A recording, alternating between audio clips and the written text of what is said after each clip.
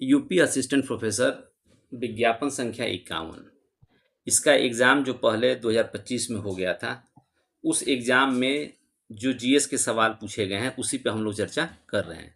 इससे पहले एक सेट हमने अपलोड कर दिया है अपने यूट्यूब पे, जिसमें हिस्ट्री विषय में जो जीएस का सवाल आया था 30, उस पे हम लोगों ने चर्चा की थी। आज का जो ये 30 सवाल है, ये इंग्लिश के जो पेपर हुआ था उसमें पूछा गया था।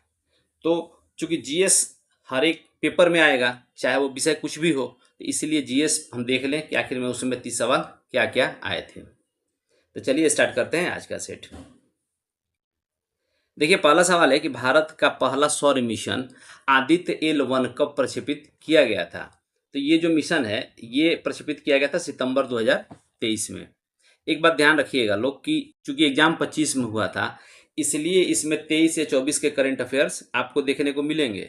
अब चूंकि एग्जाम 26 में होना है तो करंट ये तो आएंगे नहीं, लेकिन करंट देखने से आपको इतना जरूर समझ में आएगा कि आखिर में सवाल पूछा गया जा रहा है। देखिए, दूसरा सवाल है कि किस शहर में पैरा एशियाई खेल 2023 आयोजित किए गए थे। देखिए, पैरा एशियाई खेल जो है ये हर एक 4 साल पे आयोजित किए जाते हैं। ये वास्तविक में था 2022 का खेल, जो 23 में हुआ था हांगजो, ये चीन में है। अभी जो 2026 का पैरा एशियाई खेल होना है ये होना है जापान में, ठीक है ना। तो ये ध्यान में रखिएगा, आइची नागोया एक जगह है वहां पे। अगला सवाल है कि 2024 में भारतीय प्रतिभूति एवं विनिमय बोर्ड यानी सेबी का अध्यक्ष किसे नियुक्त किया गया था। देखिए, 2024 में माधवी पुरी बुज को नियुक्त किया गया था, लेकिन अभी वर्तमान में कौन है, तुरीन कांत पांडे है। ये ध्यान में रखिएगा अभी करंट में। अगला सवाल है कि तमिलनाडु में एक नई राजनीतिक पार्टी बनी है जिसका नाम है तमिलागा बेट्री कजगम। कह रहा है कि ये पार्टी किसके द्वारा शुरू की गई है। देखिए, ये जो पार्टी है, तमिल के एक एक्टर हैं विजय, तो ये उनके द्वारा है। आंसर क्या होगा, डी। अगला सवाल है कि 19वां G20 शिखर सम्मेलन कहाँ आयोजित किया गया था। तो देखिए, ये आयोजित किया गया था 2024 में ब्राजील का एक शहर है रियो डी जेनेरियो में। लेकिन अब तो 24 तो बीत गया, अब 25 में भी ये हुआ। तो ये 25 में हुआ था साउथ अफ्रीका में, जोहान्सबर्ग में। और अगला 2026 का होना कहाँ तय हुआ है, अमेरिका में, मियामी शहर है वहां पे होगा 2026 वाला। 25 वाला कहाँ हुआ, जोहान्सबर्ग में। तो ये याद रखिएगा, 25 वाला ज़्यादा इंपॉर्टेंट है, जोहान्सबर्ग दक्षिण अफ्रीका। अगला सवाल है कि स्वच्छ भारत अभियान की शुरुआत कब हुई थी। देखिए, जब मोदी सरकार आई थी उसी समय उन्होंने इस अभियान की शुरुआत की थी, स्वच्छ भारत अभियान। तो इसकी शुरुआत हुई थी 2 अक्टूबर 2014 में। देखिए, अगला सवाल है कि समाजमिति परीक्षण यानी सोशियोमेट्रिक टेस्ट का प्रयोग सर्वप्रथम किसने किया था। तो ये किए थे JL मोरेनो ने। आंसर होगा सी। देखिए, अगला सवाल है, ये निम्नलिखित जो data, raw data, data processing, analysis of data, presentation of data, ये 4 क्रम दिए गए हैं। कह रहा है कि इनका एक सही क्रम लगाइए। देखिए, इनका जो सही क्रम है, कहीं से अगर हम रॉ डाटा लेंगे तो फिर उसे हम प्रोसेसिंग में करेंगे। अब प्रोसेसिंग करने के बाद हम उसका एनालाइज करते हैं और तब जाके प्रेजेंटेशन हम करेंगे किसी भी चीज़ का। यानी इसमें जो क्रम होना चाहिए था वो तो होना चाहिए था 1 2 3 4, लेकिन इन चारों ऑप्शन में कहीं है नहीं ये चीज़। तो एक बात आप लोग ध्यान में रखिएगा, इसका आंसर क्या होगा, 1 2 3 और 4। अगला सवाल है कि निम्नलिखित में से कौन सा एक मानव प्रतिभागियों को शामिल करने वाले शोध का प्राथमिक नैतिक विचार है। Which one among the following is the primary ethical consideration when conducting research involving human participant. देखिए, कोई भी व्यक्ति को हम किसी भी रिसर्च में अगर हम पार्टिसिपेंट बनाएंगे तो हमारा सबसे पहला जो हमारा एक दायित्व है वो है कि जो भी उसमें प्रतिभागी भाग ले रहे हैं उनकी गोपनीयता को बनाए रखना। यानी इसका आंसर क्या होगा, डी। अगला सवाल है कि खोज परक अधिगम यानी डिस्कवरी लर्निंग मेथड जो है ये किसके द्वारा लाया गया था। तो ये लाया गया था जेरोम ब्रूनर। आंसर होगा बी। अगला सवाल है कि विश्वविद्यालय अनुदान आयोग यानी यूजीसी कौन सी पहल उच्च शिक्षा में डिजिटल लर्निंग की चुनौतियों का समाधान करने का लक्ष्य रखती है। तो देखिए, ये है NDLI यानी भारतीय राष्ट्रीय डिजिटल लाइब्रेरी, जिसमें कितनी सारी किताबें, करोड़ों किताबें जो हैं उनको डिजिटल फॉर्म में तैयार किया गया है। अच्छा, ये जो लाइब्रेरी है इसमें किसके सहयोग से बनाया गया है ये भी ध्यान में रखिएगा, IIT खड़गपुर के सहयोग से। अगला सवाल है कि दशमलव संख्या 10 का बाइनरी प्रतिनिधित्व क्या है? तो देखिए इसका बाइनरी प्रतिनिधित्व क्या होगा, 1010। हमारा अगला सवाल है कि गीगाबाइट शब्द का तात्पर्य क्या है? तो 1 गीगाबाइट जो है वो 1024 मेगाबाइट के बराबर होता है। आंसर होगा सी।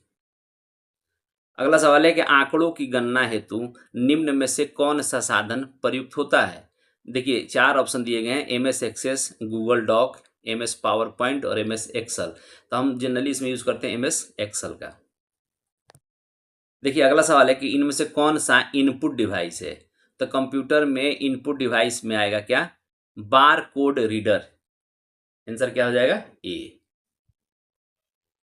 अगला सवाल है कि पर्यावरणीय परिस्थितियों में परिवर्तन के संबंध में पौधों के मौसमी गतिविधियों के समय को कहा जाता है? देखिए the timing of seasonal activities of plants in relation to change in environmental condition is referred to as, इसको कहा जाता है फिनोलॉजी यानी परिघटना विज्ञान।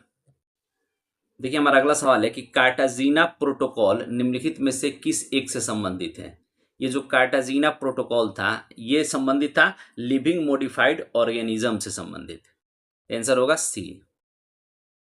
अगला सवाल है कि निम्नलिखित में से कौन सा एक बाजार आधारित प्रणाली है जहां कंपनियां उत्सर्जन अनुमतियों को खरीद एवं बेच सकती है? देखिए यह है कार्बन ट्रेडिंग। आंसर क्या होगा, डी। अगला सवाल है कि वायुमंडल में जो गैसें हैं उनका कह रहा है कि वॉल्यूम के हिसाब से घटता क्रम बताना है आपको। तो देखिए हमारे वायुमंडल में जो सबसे अधिक मात्रा में गैस है वो क्या है, नाइट्रोजन 78% करीब है। दूसरे पे आ जाती है ऑक्सीजन, तीसरा पर ऑर्गन और चौथे पे कार्बन डाइऑक्साइड। हम ऑप्शन देख लें, 2, 3, 4, 1, यानी ऑप्शन क्या हो जाएगा, सी। देखिए अगला सवाल है कि निम्नलिखित ग्रहों को उनके कक्षीय अवधि के आधार पर घटते क्रम में व्यवस्थित कीजिए। Arrange the following planets in descending order according to their orbital period, यानी सूर्य के चारों तरफ जो ये ग्रह घूम रहे हैं तो घूमने में किसका समय सबसे ज़्यादा, फिर उससे कम, उससे कम, उससे कम। तो इसमें अगर आप देखिएगा तो सबसे ज़्यादा समय कौन लेता है, यूरेनस। तो क्या हो जाएगा, यूरेनस सबसे पहले। उसके बाद कौन लेगा, शनि। फिर कौन लेगा, बृहस्पति। फिर कौन लेगा, मंगल। यानी 4, 1, 3, 2। ऑप्शन देख लें, 4, 1, 3, 2, यानी ऑप्शन क्या हो जाएगा, बी। अच्छा हमारे सौर मंडल में कितने ग्रह हैं, 8। इनका क्रम भी आप ध्यान में रखिएगा कि सबसे नजदीक कौन है, सबसे दूर कौन है। हमारा अगला सवाल है कि जब कोई जहाज नदी से निकलकर समुद्र में प्रवेश करता है तो वो कुछ ऊपर उठ जाता है। इसका कारण क्या है कि समुद्र के जल का घनत्व नदी के जल के घनत्व से अधिक है। तो ये कथन और कारण क्या है, दोनों सही हैं। क्योंकि समुद्र के जल का घनत्व अधिक होता है तो इसलिए जब पानी का जहाज समुद्र में जाएगा तो उसे कम पानी ही विस्थापित करना होता है, जिसके कारण वो थोड़ा सा ऊपर उठ जाएगा, जिससे कम पानी ही विस्थापित हो ताकि वो उस पर आराम से तैर सके। तो इसका आंसर क्या होगा, ए। देखिए हमारा अगला सवाल है कि किस तिथि को अखिल भारतीय कांग्रेस कमेटी यानी all India Congress committee meeting में गांधी जी ने कांग्रेसियों से भारत के विभाजन को स्वीकार करने के लिए कहा? तो वो तारीख क्या है, 14 जून 1947। अगला सवाल है कि निम्नलिखित में कौन सा एक विषय समवर्ती सूची में नहीं है? देखिए समवर्ती सूची में इसमें नहीं है लोक स्वास्थ्य, ये क्या है, राज्य सूची का विषय है। समवर्ती सूची के विषय पे कानून बनाने का अधिकार किसको है, केंद्र और राज्य दोनों को। तो एक बात ध्यान में रखिएगा, सवाल एक पूछता है कि अगर एक ही विषय पे दोनों कानून बना देंगे यानी केंद्र और राज्य भी, तो किसका कानून मान्य होगा? तो इसका आंसर क्या होगा, केंद्र का कानून। ये ध्यान रखिएगा, ये पूछता है सवाल। तो ये था समवर्ती सूची से।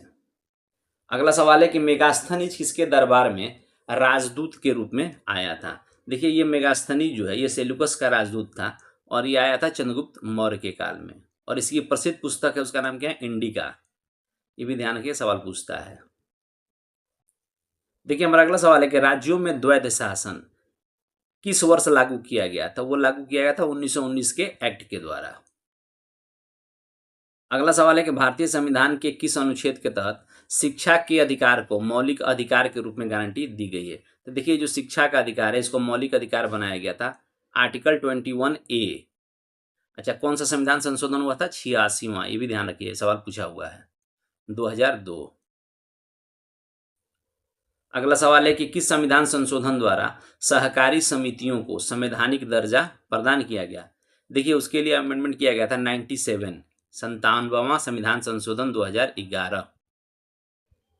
अगला सवाल है कि कोविड महामारी के दौरान सबसे बुरी तरह प्रभावित क्षेत्रों का क्रम भारतीय अर्थव्यवस्था के संदर्भ में चयनित कीजिए। देखिए कोविड महामारी में सबसे ज़्यादा प्रभावित होने वाला क्षेत्र क्या था? सेवा क्षेत्र। फिर उद्योग एकदम बैठ गए थे। थर्ड पे असर किस पे आया था? कृषि पे। यानी आंसर क्या होगा? सी। अगला सवाल है कि एक तरह की बेरोजगारी जिसमें व्यक्ति का किसी कार्य में होना या न होना कोई अंतर नहीं डालता है, उसे हम लोग क्या बोलते हैं? तो देखिए उसके लिए एक टर्म है प्रच्छन्न बेरोजगारी। इसी को हम एक और बोलते हैं छिपी हुई बेरोजगारी। उसमें व्यक्ति काम तो करता है लेकिन उसके काम करने से भी मुनाफे पे कोई फर्क नहीं पड़ता है। यानी अगर वो उस काम को छोड़ भी दे तो कोई ज़्यादा असर पड़ने वाला नहीं है। तो उस तरह की ही बेरोजगारी को हम लोग बोलते हैं प्रच्छन्न। देखने में तो लगता है कि वो आदमी कुछ ना कुछ काम कर रहा है लेकिन वास्तविक में उसके काम करने या ना करने से कोई फर्क नहीं पड़ता है। देखिए अगला सवाल है कि संघीय बजट 2025-26 के तहत पहली बार कल्याण हेतु सामाजिक सुरक्षा स्कीम का प्रस्ताव दिया गया था। किस क्षेत्र के लिए? तो उसका आंसर होगा सी, ऑनलाइन प्लेटफॉर्म श्रमिकों के लिए। ये सेट पूरा हुआ। अब इस तरह से आप देखते रहिए, फिर अगले सेट में हम लोग आएंगे किसी और विषय में जो 30 जीएस के सवाल होंगे उस पर हम लोग चर्चा करेंगे। अगर आपको ये जानकारी अच्छी लग रही है तो चैनल से जुड़िए, लाइक कीजिए, सब्सक्राइब कीजिए और लोगों में शेयर भी कीजिए। Thank you.